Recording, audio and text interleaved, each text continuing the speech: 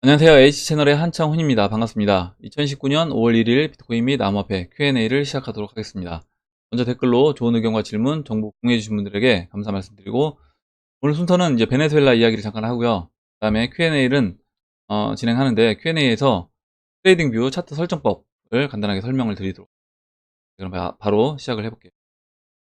먼저 이제 베네수엘라 지금 쿠데타가 어제 저녁에 일어났습니다. 베네수엘라 쿠데타가 저녁에 일어났고, 보시면 마두로 베네수엘라 정권 퇴진 운동을 주도하는 후안 과이도 국회의장이 소규모의 중무장 군인들과 거리로 나서서 지금 마두로 대통령 축출을 촉구를 했습니다. 베네수엘라 정부에서는 지금 진압 중이다 이렇게 얘기를 했는데, 이게 제대로 지금 진압이 되고 있는지는 저는 의문이고, 그대로 진압이 되지 않고 오히려 저는 쿠데타가 성공할 것이다 이렇게 보고 있어요.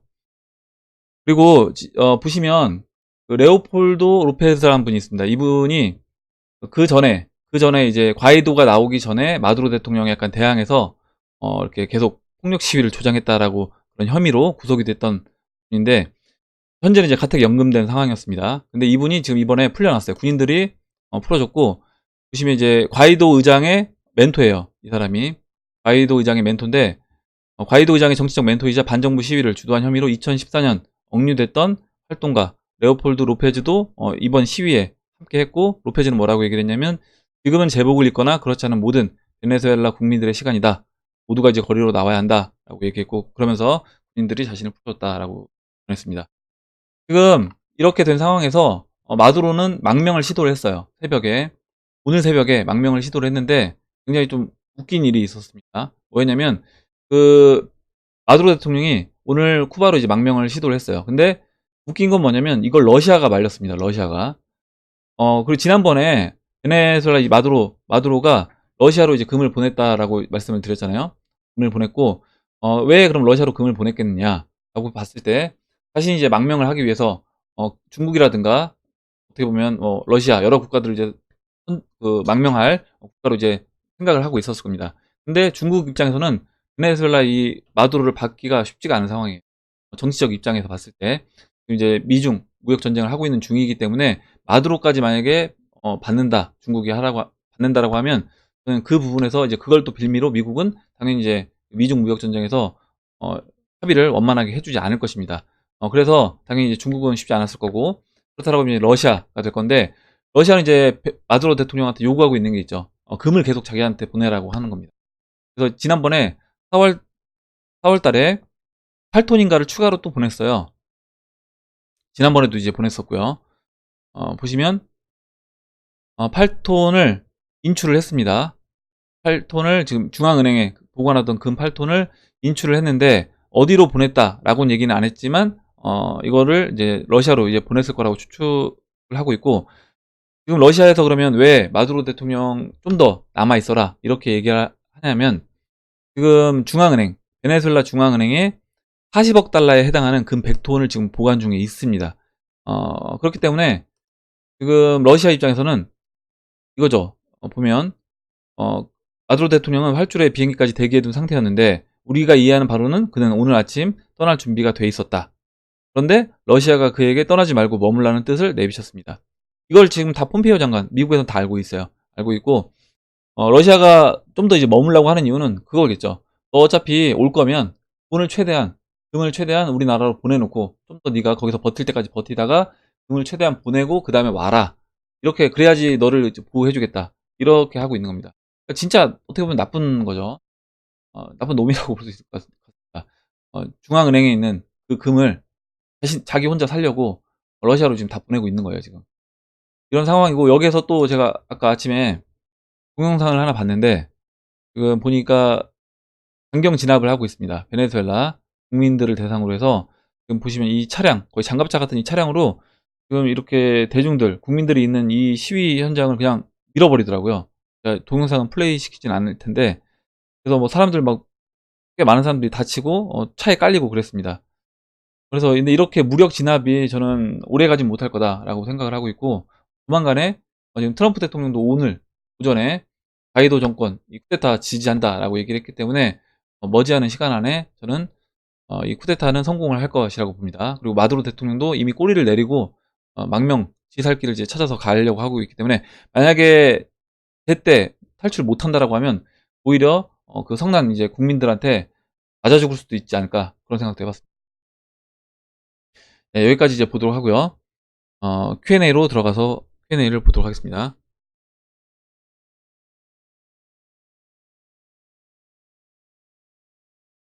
먼저 와사비님이 이제 써주셨는데 읽어볼게요. 어제 많은 분들이 따로 만료하시는 연락을 주셔서 다시 고민하게 되었습니다.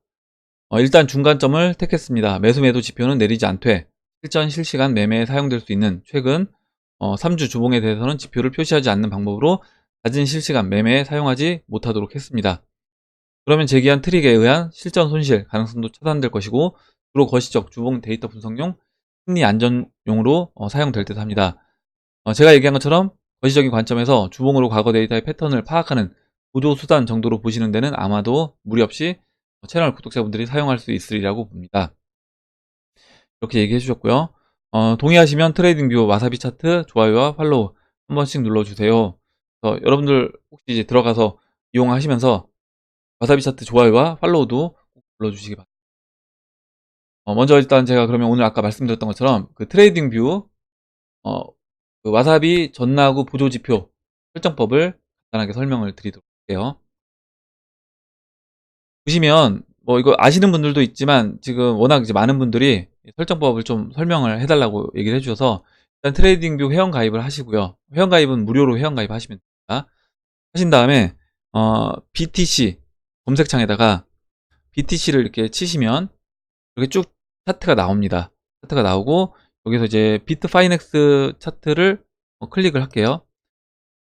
중간에 있는 클릭을 하시면 각 이제 해당 거래소에 있는 차트, 여러분들이 만약에 원하시는 거래소 차트가 있다라고 하면 이제 그걸 클릭하시면 되고요.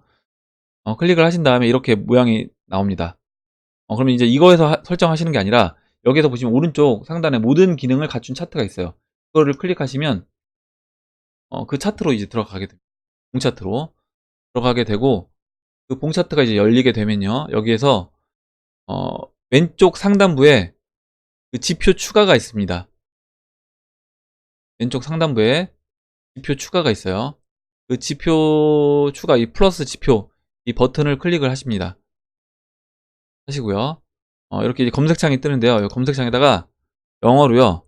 WASA 이렇게 치면 이렇게만 쳐도 쭉 나옵니다. 그래서 여기에서 제가 지난번에 설명드렸던 거는 이 와사비 전나구 매수 매도 지표예요.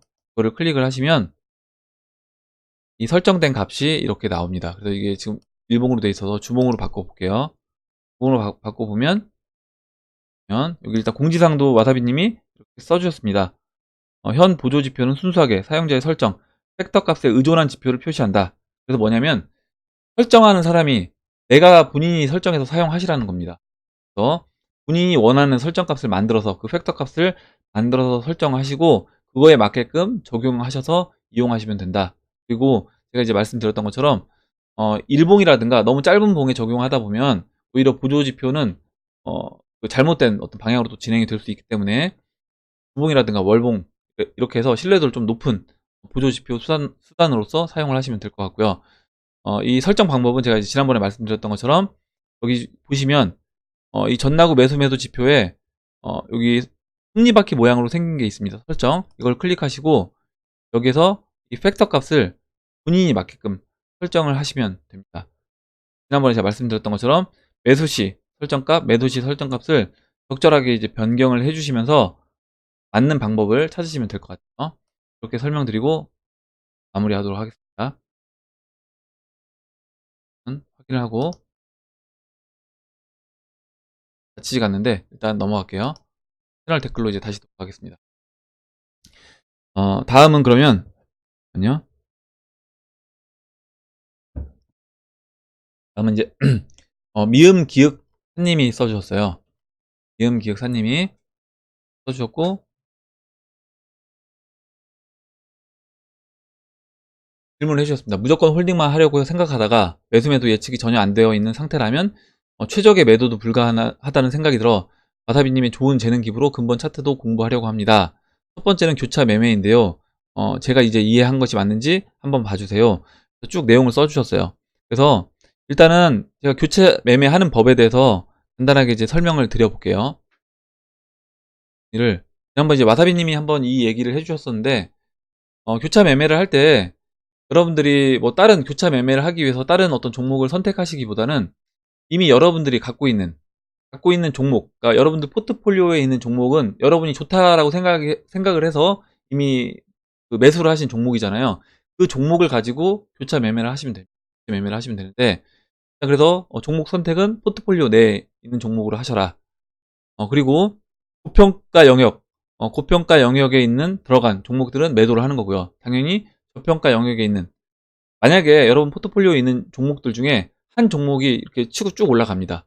뭐 예를 들어서 최근에 이제 올라갔던 레이븐이라든가 뭐 라이트코인, 이런 종목이 한 종목이 치고 올라가게 되면, 그때는 여러분들이 기준을 비트코인 기준으로 하시든지 원화 기준으로 하시든지, 뭐 30% 수익이 다른 종목에 비해서 그 종목이 올라왔다, 아니면 뭐 50% 올라왔다 라고 하면 그때부터 분할로 매도를 하는 거예요. 근데 여기서 중요한 점은 뭐냐면, 분할로 매도를 하시되 홀딩 물량을 지켜줘야 된다. 중요한 점은 홀딩 물량을 유지를 해줘야 됩니다. 홀딩 물량을 유지를 해줘야 돼요. 그래서 홀딩 물량은 지켜주면서 나머지 물량을 매도를 하는 거예요. 그래서 한 종목, A라는 종목이 100이라고 하면 그 100에서 30%를 매도를 하겠다, 교체 매매를 하겠다, 그리고 70은 홀딩을 하겠다라고 하면 30을 10, 10, 10 이렇게 나눠서 매도를 하시고, 매도한 물량을 아직 오르지 않은 종목으로 매수를 하시면 되겠죠. 이거는 반대의 경우도 마찬가지입니다. 무슨 얘기냐면, 한 종목이 유난히 많이 빠졌다. 그렇다고 하면 아직 안 빠진 종목을 일부 매도해서 많이 빠진 종목을 매수할 수 있는 겁니다. 그것도 똑같아요. 그래서 이거는 무조건 올라갔을 때만 할 수 있는 방법은 아니라, 만약에 비트코인은 제자리에 있는데 알트코인들이 쭉 빠졌습니다. 그렇게 되면 비트코인 일정 부분 매도해서 알트코인을 매수할 수 있는 거겠죠. 여기서 중요한 점은 홀딩 물량은 유지를 해줘야 된다. 그렇게 해놓고 나중에 이제 올라와서 매도했던 종목들, 이렇게 된 상태에서 처음에 포트폴리오 종목의 이제 비중은 정해놨겠죠. 뭐 A 종목 20, B 종목 20, C 종목 20, 나머지 뭐 D, E, F에서 뭐 10, 10씩 이렇게 있다라고 하면, 그 종목들을 가지고 그 포트폴리오 비중을 그대로 이제 유지를 하는 겁니다. 무슨 얘기냐면, 나중에 다시 올라와서 매도했던 종목, 그리고 싸서 매수했던 종목이 싸서 추가로 매수했던 종목이 올라오게 되면 그때 다시 리밸런싱을 해주면 되는 거예요. 그래서 원래 포트폴리오 비중대로 다시 맞춰주면 된다. 그래서 이 방법을 계속 이제 반복을 하는 겁니다. 이렇게 이제 설명드리고 넘어가도록 할게요. 다음 보도록 하겠습니다. 잠깐만요. 다음으로 사뮤엘님이 써주셨고요.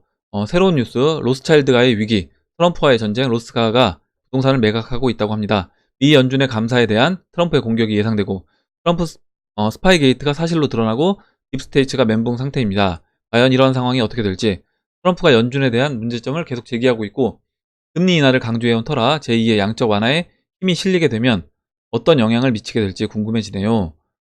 예, 양적 완화가 된다라고 하면, 저는 이제 이 양적 완화를 결국에는 이 경제 상황이 좋지 않은 그런 부분에서, 어제 이제 말씀드렸던 것처럼 인플레이션이 낮기 때문에 이 낮은 인플레이션으로 인해서 금리 인하를 해야 된다. 이거는 이제 명분을 만든 거죠. 금리 인하를 해야 될 명분을 만든 거다, 이렇게 봅니다. 트럼프가 탄핵 대상이 아니라 민주당과 딥스테이츠가 여적죄에 해당하는 중범죄를 저질렀다고 지속적으로 말씀을 드렸는데, 국내 기러기 언론의 왜곡된 보도만 보시는 분께서는 트럼프가 탄핵당한다고 생각하셨던 것도 사실이죠. 과연 어떤 영향을 미치게 될지 흥미진진합니다. 네, 이렇게 써주셨습니다. 그래서 뭐 기러기 언론이라고 표현해서 뭐 조금 불쾌할 수도 있을 것 같습니다. 써주셨는데, 일단은 이거는 어찌 됐든 간에 저는 암호화폐 시장에서 뭐 트럼프 대통령이 뭐 탄핵이 진행이 되든, 아니면 뭐 딥스테이츠를 뭐 트럼프 대통령이 이렇게 공격을 하든, 어찌 됐든 이런 이슈들이 경제 상황에 대해서는 좋지 않은 영향을 미칠 거라고 봅니다. 그리고 지금 금리 인하를 계속 얘기를 하고 있는 부분도 좋아지지 않고 있는, 좋지 않은 실질적인 어떤 경제 상황이 좋지 않다는 걸 알고 있기 때문에, 그 부분에서 금리 인하를 저는 계속 얘기를 하고 있다라고 보고 있습니다. 설명드리고 넘어가도록 할게요. 다음으로요. 한사랑님이 써주셨습니다. 사랑님이 써주셨고요. 후오비 거래소 믿을 만한 거래소인지 궁금합니다, 얘기를 해주셨는데, 일단 이 거래소를 믿을 만한 거래소냐 아니냐, 이거를 사실 누군가 얘기해 줄 수는 없다고 봐요, 저는. 일단 제가 이제 경험한 부분에 대해서는 설명을 드렸습니다. 고객 응대와 보안적인 면에서는 제 경험으로는 좋게 느꼈다. 후오비 글로벌 사용하고 있는데, 근데 뭐 후오비 글로벌을 제가 주 거래소로 사용하진 않고요. 저는 주 거래소 여러분들 아시다시피 업비트하고 코인원을 주 거래소로 사용을 하고 있습니다. 저는 이제 바이낸스도 사용을 하고 있지만 후오비보다는 많이 사용하고 있지만 그렇다고 주 거래소로 사용하고 있진 않아요. 이렇게 이제 말씀드렸고, 그래서 궁금하시다는 건 뭐냐면, 근데 제가 궁금한 건 거래소 먹튀면에서 안전성이 궁금하다라고 얘기했는데, 이 부분을 사실 답해줄 수 있는 부분은 없습니다. 왜 그러냐면, 이 거래소의 어떤 대표라든가, 지난번에 그 캐나다에 있는 쿼드리가 거래소였나요? 그런 대표 개인 한 명이 어떤 악의적인 마음을 갖고, 내가 해킹을 한다거나, 아니면 회사의 자금을 빼간다거나, 이런 식으로 했을 때는 문제가 될 수 있는 부분이기 때문에 이 부분에서 어떤 거래소는 믿을 수 있다, 어떤 거래소는 뭐 믿을 수 없다, 이거를 딱 단정져서 얘기하기는 쉽지 않다라는 거죠. 그런 부분도 이제 고려해 봐야 되고, 결국에 뭐냐면 자산을 안전하게 보관하고 싶으면 거래소가 아닌 홀더 월렛에, 내가 내 돈을 주체적으로 움직일 수 있는 홀더 월렛에 보관하는 게 맞습니다. 그래서 거래소는 트레이딩 할 부분만, 그러니까 트레이딩을 안 하신다라고 하면, 만약에 한사랑님이 트레이딩을 거의 안 하신다 라고 하시면 그냥 콜드 월렛에 넣어서 보관하시면 돼요. 위험하게 거래소에 두실 필요 없고요. 하시면 되고, 거래소에 보관하시는 것도 저는 되도록이면 자산을 좀 더 나눠서 보관하시면 좋을 것 같습니다. 이렇게 설명드리고, 그리고 이제 아놀드 진님이 리플 차트 로그 설정에도 나오지 않는데, 아마 그 로그 설정이 아니라 리플 차트 그거 보신 것 같아요. 그러니까 BTC 마켓하고 제가 뭐 그 달러 차트가 다른 것 때문에 얘기하시는 것 같은데, 그걸로 하고, 만약에 로그 설정은 제가 오후 차트 설명 드릴 때 그때 설명을 드리도록 하겠습니다. 그리고 다음으로 덕분이 최님이 써주셨는데요.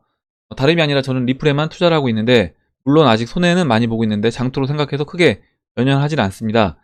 비트코인을 1, 2비트라도 소유하고 싶은데 지금 들어가도 괜찮을까요? 얘기를 해주셨고, 아마 제 영상을 쭉 보셨다라고 하면 뭐 지금 들어가는 부분에 대해서 저는 뭐 상관없다 이렇게 생각을 합니다. 물론 여기서 제가 그 1-2 안으로 아직 1-1안, 1-2안이 결정되지 않았기 때문에 1-2 안으로 진행된다라고 하면 더 싸게 살 수 있는 시간이 존재하겠죠. 근데 그거는 제가 말씀드렸던 것처럼 모른다. 저도 이제 모르기 때문에 어떻게 될지 모르는 상황에서 그럼 나는 비트코인을 언제 살 것인가 라고 하면, 당연히 올라도, 제가 항상 말씀드리잖아요. 올라도 좋고 빠져도 좋으려면 일정 부분은 사놔야 되겠죠. 그렇다라고 하면 1비트를 만약에 사신다라고 하면 0.5비트 정도만 사서 보유를 하시고, 만약에 1-2안으로 돼서 빠진다라고 하면 빠졌을 때 싸는 가격에 나머지 0.5비트 사시면 되는 거고요. 만약에 그럼 올라갔다 라고 하면 나머지 올라갔을 때 1-1안으로 진행이 돼서 만약에 50주 이평선을 넘어간다라고 하면 그때 넘어간 상태에서 조금 비싼 가격이더라도 나머지 비트 물량을 사시면 될 것 같아요. 다음으로요. 닥터 베이님이 써주셨어요. 오늘 연준에서 금리 인하할 가능성이 있다는 뉴스 기사를 봤습니다. 연내에 만약에 금리 인하가 결정될 경우 암호화폐 시장에는 어떤 영향이 있을지, 긍정적인 시그널인지 부정적인 시그널인지 궁금합니다. 저는 이제 긍정적인 시그널이라고 봅니다. 왜 그러냐면, 금리를 인하를 한다. 지금 경제 상황이 뭐 미국은 GDP가 좋게 나왔다라고 얘기를 했지만, 제가 보는 관점은 뭐 미국은 좋을 수 있다고 하더라도 나머지 뭐 중국이라든가 유럽이라든가 지금 우리나라도 마찬가지고요. 그리고 미국도 그 내면을 들여다보면 저는 결국 이게 좋은 어떤 경제 상황이 아니다라고 봅니다. 그러면 결과적으로 지금 좋아 보이게끔 일단 포장을 해놨어요. 해놨는데 그러면 실제 경제가 좋다, 튼튼하다라고 하면 금리를 인상을 해야 됩니다. 금리를 인상을 해야 되는데 금리를 인상하지 못하고 이제 오히려 이제 금리를 인하를 하고, 그 금리 인하 명분으로 주식시장이 호황임에도 불구하고 금리 인하 명분으로는 인플레이션을 내세웠죠. 인플레이션이 낮기 때문에 지금 금리 인하를 해야 된다, 이렇게 이야기를 하고 있습니다. 그런데 이거는 지금 경제 상황이 안 좋은 부분 때문에 금리 인하를 하고 있는 것이라고 보고 있고, 금리 인하를 한다는 것 자체가 이제 시중의 유동성이 좀 더 이제 풀리게 될 것이고, 어, 경제 상황이 안 좋아지고 있다, 이 주식시장이 안 좋은 방향으로 진행이 되고 있다는 게, 저는 이제 암호화폐 시장에는 좀 더 이제 좋은 방향으로 진행이 될 수 있다 생각을 합니다. 이렇게 말씀드리고 넘어갈게요. 다음으로 케네디 님이 써주셨어요. 케네디 님이 써주셨고, 잠시만요. 물 좀 마시겠습니다.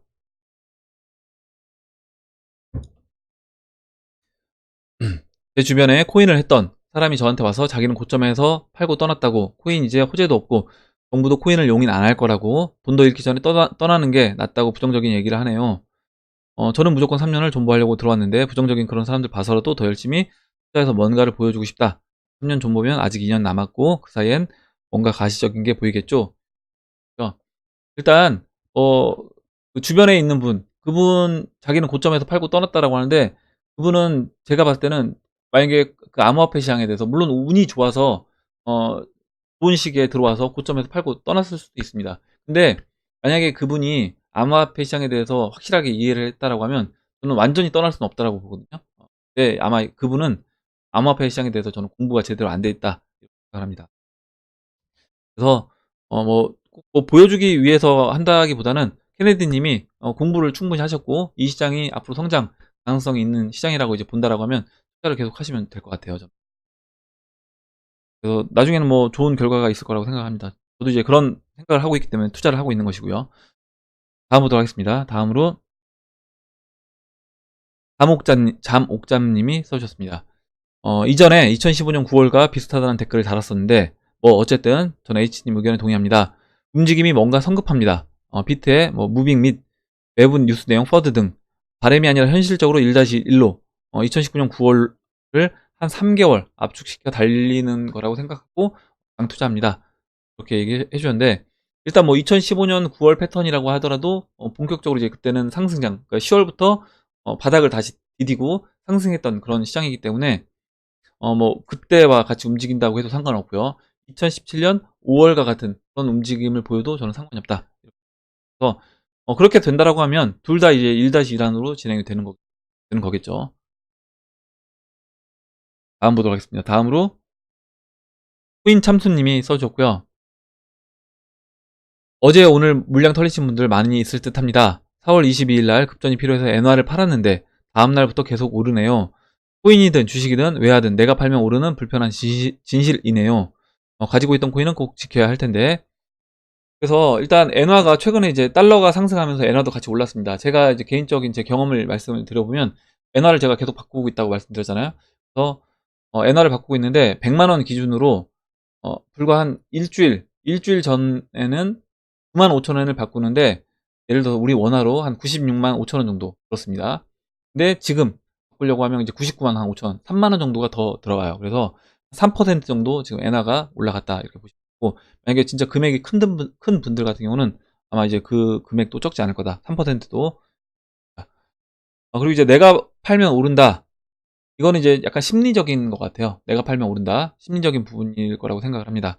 그래서 이거는 내가 쌀 때 사고 비쌀 때 팔면, 팔고 나서 조금 더 오를 수는 있습니다. 조금 더 오를 수 있는데 일단 내가 이제 고평가 영역에 들어가서 팔았다라고 하면 좀 기다려 보시면 다시 이제 다시 싸지는 그런 영역이 저는 올 수 있다라고 보고 있어요.